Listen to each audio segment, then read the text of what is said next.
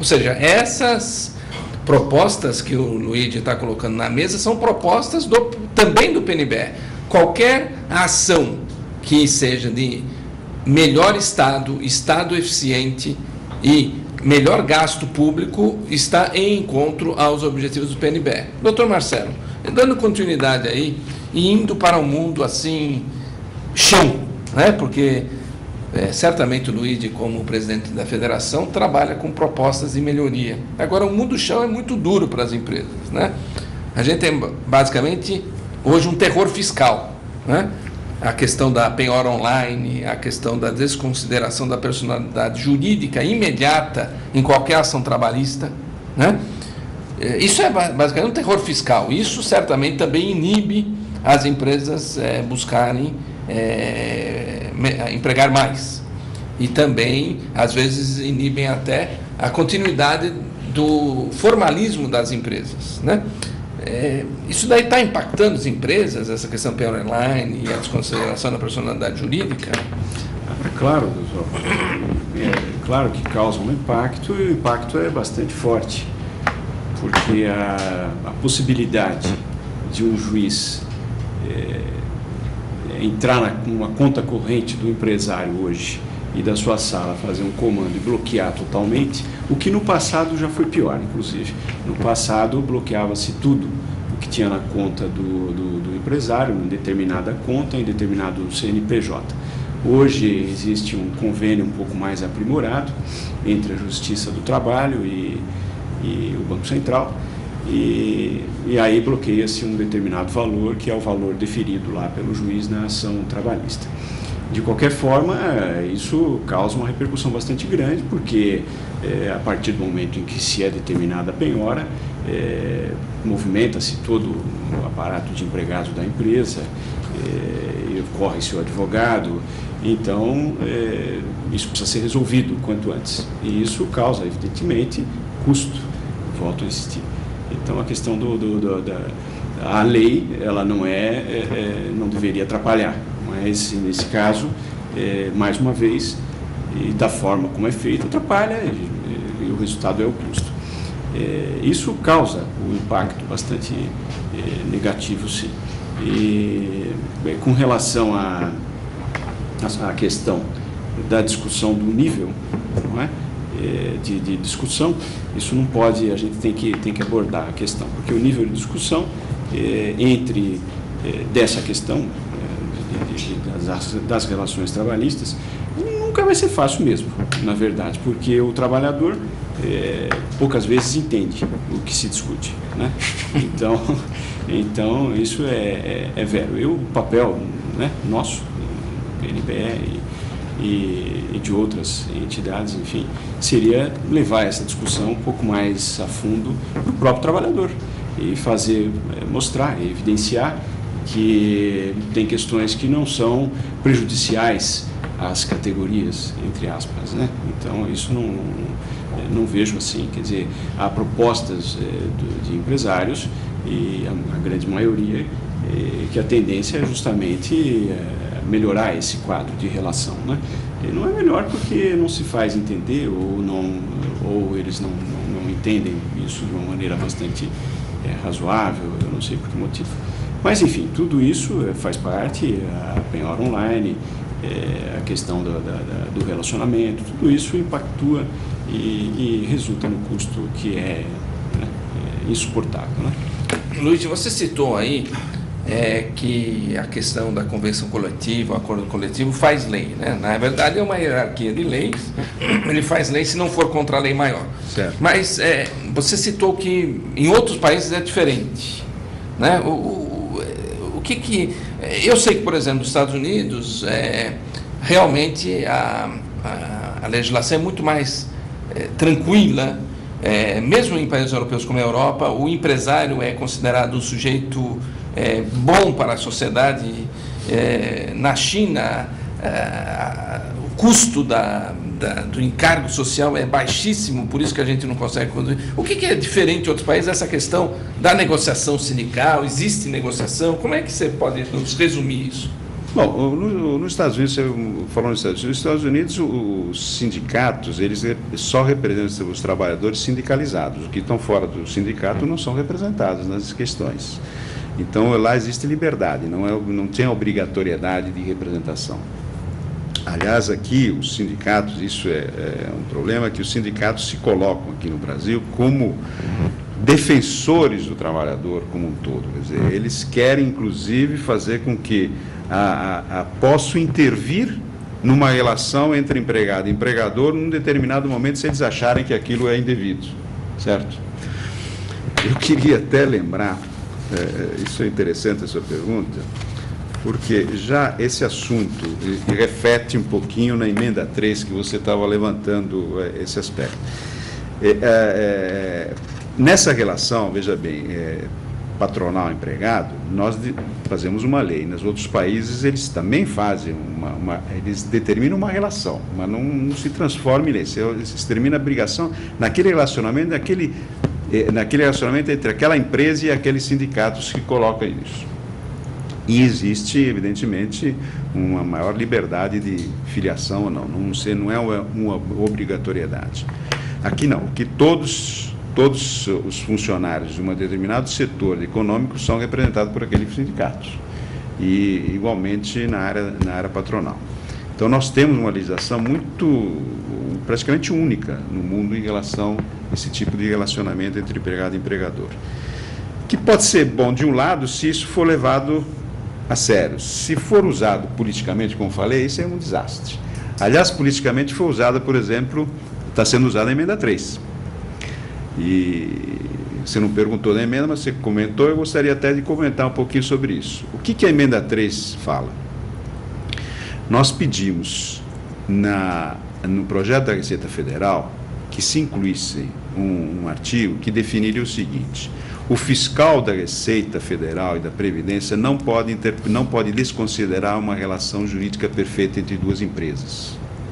Se eu tenho um contrato de prestação de serviço, uma empresa tem um contrato de prestação de serviço com outra empresa, não pode um fiscal chegar na empresa e falar: não, este contrato de prestação de serviço, no meu entender, está errado, não está correto, e essa relação deveria ser uma relação de emprego e não uma relação jurídica entre duas empresas. O que é lamentável. Quem define essa relação de trabalho é o juiz do trabalho, é o Ministério, é o fiscal do trabalho, e não o fiscal da Receita e nem da Previdência. Então, por isso é que nós colocamos isso. Isso transformou num problema político hoje, não é mais um problema simplesmente trabalhista. E se transformou num problema tributário também. Por quê? Primeiro, por parte da Receita Federal, o problema não tem nada a ver com o problema trabalhista. A Receita Federal entende ela que existe, diz ela, uma zona cinzenta entre a atividade empresarial com lucro presumido e o seletista. Quer dizer, através do lucro presumido, o empresário pagaria menos do que se fosse seletista.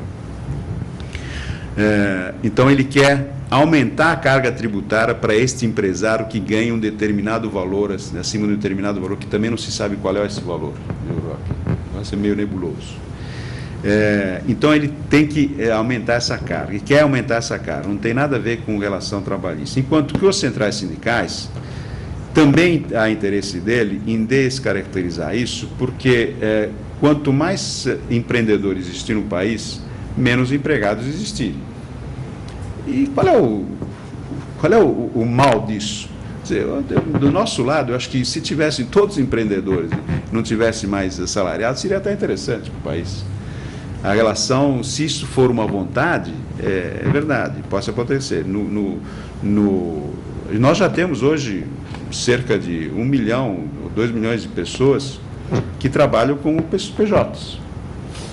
Nos Estados Unidos, os 22 milhões, eu acho que de PJs que existem, cerca de 18 ou 19 milhões são pessoas jurídicas que não têm funcionários. E nós aqui também temos mais ou menos essa proporção. Então, veja bem, por que nós temos que estrangular o desenvolvimento do país, o desenvolvimento do empreendedorismo, simplesmente porque temos que aumentar uma determinada carga tributária sobre esse empreendedor? que é um iniciante, às vezes são pai e filho que montam uma pequena empresa, são dois irmãos, até a sogra às vezes entra na parte de dentro da empresa para completar, porque uma empresa tem que ter duas pessoas físicas, não pode ser uma pessoa só, o Código Civil não permite ter uma empresa com uma única só pessoa. Isso por que tem que ser questionado por parte da Receita em relação a isso? Porque ela quer aumentar a carga tributária? Eu acho que nós, já, como você falou, nós estamos cansados de aumento de carga tributária. Não tem como. E temos que implementar exatamente o empreendedorismo no país. Então, essa emenda 3, ela não dá esse poder para o fiscal. E a Receita entendeu que isso aqui é tirar poder do fiscal e terá poder até inconstitucionalmente. Não é verdade isso. Nós demonstramos que a emenda é constitucional e tem vários pareceres sobre isso. O que foi usado, o que está sendo usado politicamente, e erroneamente, inclusive, o movimento que foi feito em São Paulo anteontem de paralisação sobre os metrôs e os ônibus, eu acho que foi um movimento político, não um movimento em defesa do trabalhador. E foi divulgado para os trabalhadores que esta emenda prejudicava o trabalhador, que incentivava o trabalho escravo, que incentivava a precarização do trabalho. Eu não entendo como uma emenda que diz que o fiscal não pode interpretar uma relação jurídica prejudica o trabalhador. Nós não estamos diminuindo salário do empregado, nós não estamos diminuindo, não estamos tirando as vantagens dos empregados, nós estamos diminuindo, não estamos modificando a CLT, não estamos fazendo absolutamente nada. Essa emenda é simplesmente para definir, o fiscal não pode interpretar uma relação jurídica já previamente existente e regularmente implementada através da legislação. Essa empresa tem CNPJ, dado pela Receita Federal, paga todos os impostos, paga a contribuição sobre o lucro líquido, paga o PIS, COFINS, paga todos os impostos, paga o ISS da Prefeitura, recolhe até o INSS do empregador, que é a própria pessoa que presta o serviço. Então, por que obrigar a dar esse poder ao fiscal? Isso aqui, Roque, é mais eu digo hoje que se transformou numa questão política, porque nós estamos num processo. Essa emenda 3 foi aprovada no Congresso e agora nós estamos num processo de tentar derrubar o veto do presidente. Foi vetada pelo presidente. Eu acho que aí é que está a questão. Se o veto do presidente foi derrubado, está sendo colocado, e também erroneamente, que seria uma derrota do presidente da República, que não é verdade. Eu acho que o presidente da República vetou por questões outras, por questões até de mal informação por parte da Receita Federal e do Ministério da Fazenda, que isso implicaria numa diminuição de arrecadação do INSS, principalmente isso, né? E as centrais sindicais aproveitam também essa questão, dizendo que não, isso aqui vai fazer com que todos se transformem em empregadores e nós vamos tirar essa possibilidade de termos mais clientes nossos, vamos dizer assim, né? Você sabe que cada trabalhador paga um dia de salário para o sindicato, além das contribuições mensais, que são as contribuições assistenciais que são pagas. E com isso também perda de um rendimento por parte das centrais sindicais e por parte dos sindicatos. Eu gostaria até de pensar que não é isso, porque se for só isso, é uma coisa terrível. Se procurar manter um status quo, simplesmente porque os sindicatos arrecadariam menos com relação a isso. Eu quero acreditar que isso aqui é um movimento de estabilizar um procedimento que muitas vezes é usado mal usado através de cooperativas de trabalhadores que utilizam mão de obra precária, etc., e impõem alguns questionamentos nesse tipo. Usar mal empresários que usam esse artifício para poder diminuir o problema de carga tributária e utilização mal da mão de obra. Então, por isso, nós temos uma proposta de que para que isso não aconteça.